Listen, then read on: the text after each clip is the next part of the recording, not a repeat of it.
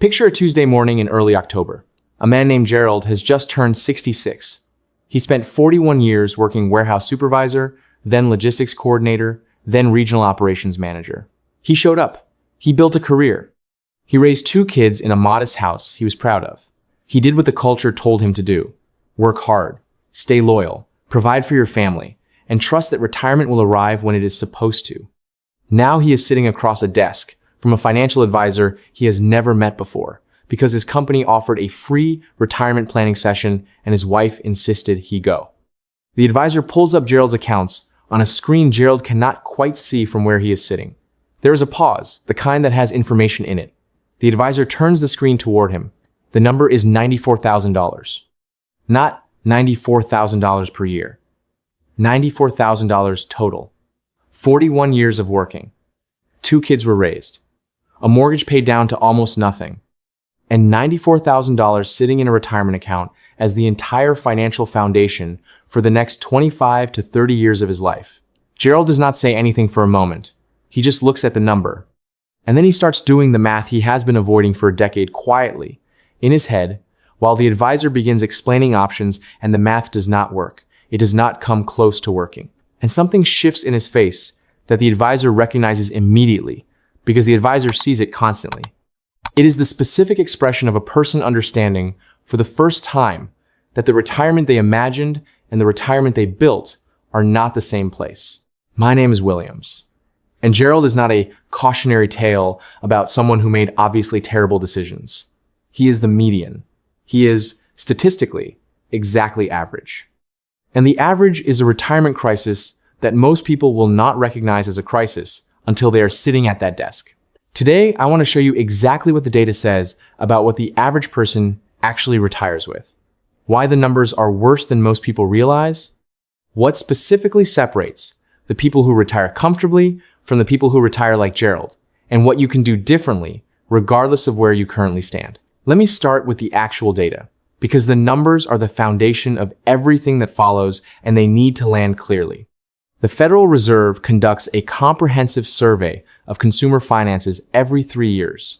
It is the most rigorous look at household wealth available, and its findings on retirement savings are consistently more uncomfortable than the financial services industry tends to advertise. For households where the primary earner is between 55 and 64, the final working decade, before conventional retirement, the median retirement savings is approximately $134,000. Half of all households in that age range have less than that. Many have dramatically less. The bottom quarter of households approaching retirement have effectively nothing, not low savings, zero.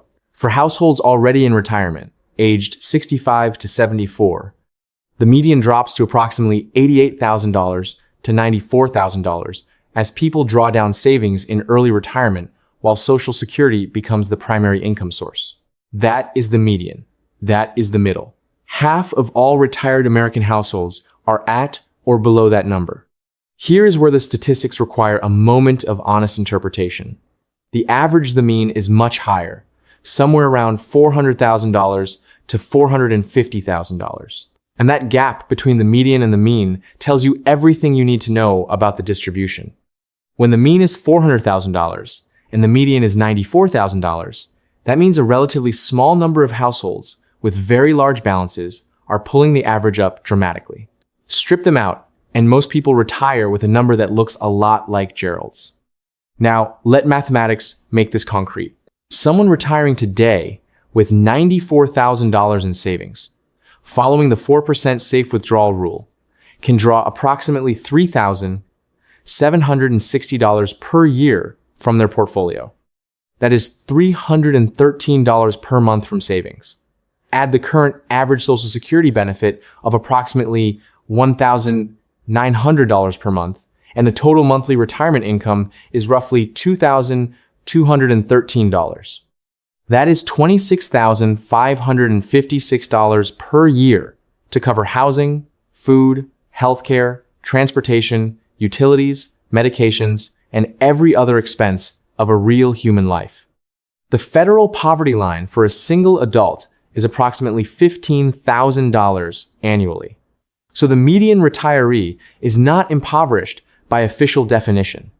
But they are close enough to that threshold that a single significant expense, a car repair, a medical procedure, a home system failure can push them into a genuine crisis from which recovery at a fixed income is extraordinarily difficult. This is not the retirement that 4 decades of work were supposed to produce. It is the retirement that 4 decades of default financial behavior consistently delivers. Before I walk through the specific behaviors that separate comfortable retirement from Gerald's retirement, I want to address something that makes these statistics even more concerning than they first appear.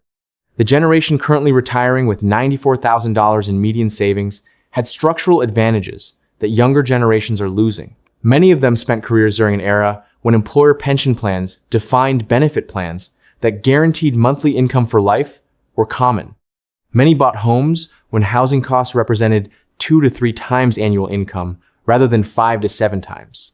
Many had stable long-term employment with a single company that provided genuine benefits and genuine job security. These structural advantages soften the consequences of insufficient savings in ways that will not be available to the generations behind them. The current retirement numbers represent a crisis that developed despite significant tailwinds. What comes next arrives into headwinds. Now the specific behaviors.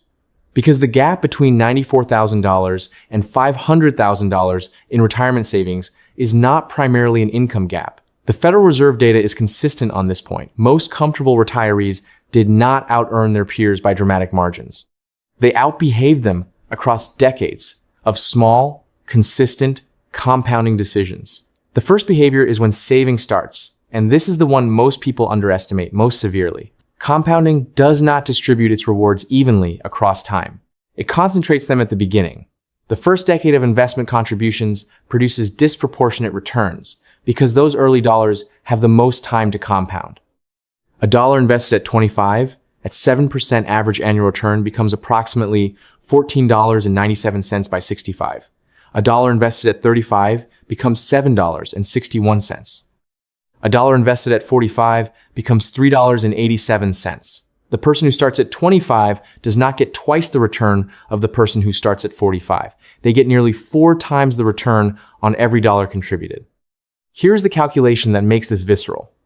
Someone who invests $250 per month from age 22 to age 32, 10 years, and then stops completely and never contributes another dollar, will arrive at 65 with approximately $290,000 at 7% annual return. Someone who invests the same $250 per month from age 32 to age 6, 5, 3 years of consistent contributions without stopping arrives at 65 with approximately $280,000. 10 years of early investing produces more retirement wealth than 33 years of late investing. The person who starts at 22 and stops at 32 beats the person who starts at 32 and never stops. Not by a little. They arrive at retirement with more, despite contributing for 23 fewer years. This is not an argument for stopping contributions. It is an argument for the urgency of starting.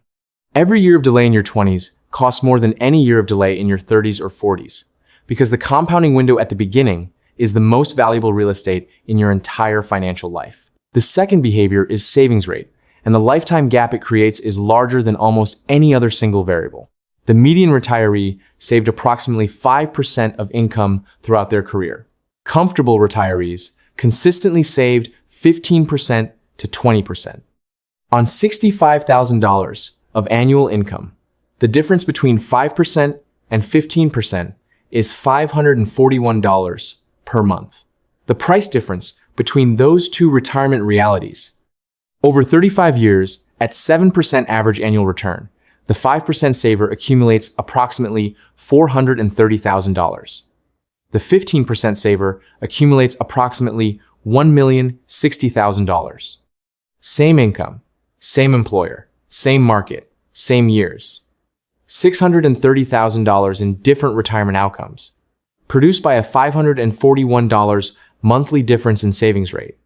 $541 per month. That is the financial distance between Margaret, who skips medications to cover car repairs, and the retiree who travels to Portugal and helps grandchildren with college costs. Not a different income, not a different career, a different monthly savings rate maintained consistently across a working lifetime. The third behavior is what happens to retirement accounts during job transitions. Studies consistently show that approximately 40% of workers cash out retirement accounts when changing employers rather than rolling them into new plans or IRAs. The immediate cash feels real and present. The future cost remains invisible. A 29-year-old who cashes out a $17,000 401k receives perhaps $11,500 after taxes and the 10% early withdrawal penalty. They lose $5,500 immediately to costs. But the true cost is what $17,000 becomes over the 36 years remaining until retirement at a 7% average annual return, approximately $224,000. They did not cash out $17,000. They cashed out $224,000 in future retirement wealth and paid $5,500 for the privilege of doing so. This single behavior, repeated across multiple job transitions, accounts for hundreds of billions of dollars in destroyed retirement capacity across the American workforce every year. The fourth behavior is investment allocation, and it creates a gap most people never see coming. Many workers who do save consistently keep contributions in low-yield, default options, stable value funds, money market accounts, conservative bond allocations, earning 2% to 3% annually, because nobody ever explained the alternative clearly. Someone investing $350 per month for 35 years at 3% annual return accumulates approximately $260,000. The same $350 per month at 7% average annual return accumulates approximately $600,000. The same contributions, the same consistency, the same time horizon. $340,000 in different outcomes produced entirely by investment allocation. Both people were saved identically. One retires with more than twice the wealth of the other, simply because of where the money was placed. If this is clarifying something that has been uncomfortable and vague for a while, take 2 seconds and hit the like button. It genuinely helps the channel, and I notice every single one. Let me bring this back to Gerald, because the data is most powerful when it has a human face. Gerald is not where he is because he gambled. He is not there because he made obviously reckless decisions. He is there because he delayed starting. His first real retirement contribution came at 34, not 24, because he saved 4% consistently when 15% would have transformed his outcome. Because he cashed out a $12,000 401k at 31 when he changed jobs and needed cash for a house down payment, never calculating what $12,000 at 31 becomes by 66. Because his contributions sat in a stable value fund for 11 years because nobody ever walked him through the alternatives. None of those decisions felt like retirement decisions when he made them. They felt like practical responses to present circumstances. And that is exactly how the median outcome is built. One reasonable feeling present decision at a time, across decades, until the future arrives. And the accumulated consequences of all those reasonable feeling decisions are visible in a single number on an advisor's screen. Here is the action plan, calibrated to wherever you currently stand. If you are in your 20s, the most important thing you can do, more important than optimizing your investment selection, more important than maximizing your contribution percentage today, is start. Open the account. Set the automatic contribution. Even $150 per month at 22 compounds into something that $400 per month at 35 cannot replicate. Start now. Increase the percentage by 1 point every time your income increases. Never cash out a retirement account when you change jobs. Roll it over regardless of the balance size. If you are in your 30s or early 40s with some savings, but behind the trajectory you want, the priority is savings rate acceleration. Calculate your current rate. Identify the specific expenses that would allow you to increase it by 3 to 5 percentage points without requiring a dramatic lifestyle overhaul. Redirect every income, increase every raise, every bonus into retirement contributions before lifestyle expansion absorbs it. Check your investment allocation. If your contributions are sitting in a stable value or money market fund, move them into a low-cost diversified index fund and understand that this single change could double your outcome over the remaining horizon. If you are in your 50s with less saved than you wanted to have, the honest assessment requires hard choices. Delaying retirement by 2 to 3 years is one of the highest leverage decisions available. Each additional working year adds contributions, adds compounding, and reduces the number of years the portfolio must sustain. Maximizing catch-up contributions, which the IRS allows at 50 and above, adds meaningful capacity. Delaying Social Security benefits from 62 to 70 increases the monthly benefit by approximately 77%. That difference can fundamentally change the monthly math of a retirement with limited savings. Regardless of where you are, one action applies immediately. Pull up your current retirement account balance today.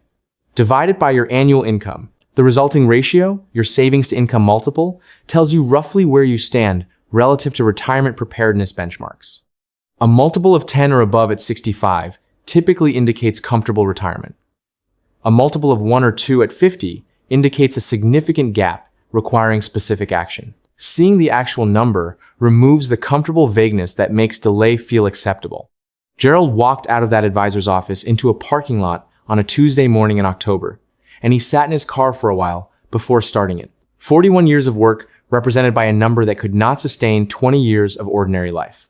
A gap between the retirement he had imagined and the retirement he had built that could not be closed from where he now stood.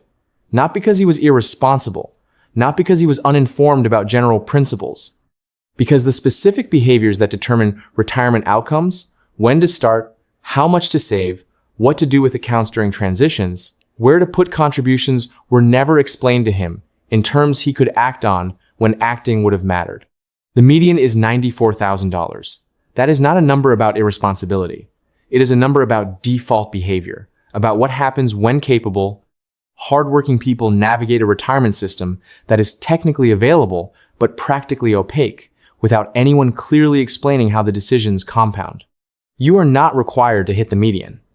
The behaviors that produce a different outcome are specific, learnable, and available to anyone who understands them early enough to apply them. The question the data is asking, the one that makes this worth sitting with honestly, is simple.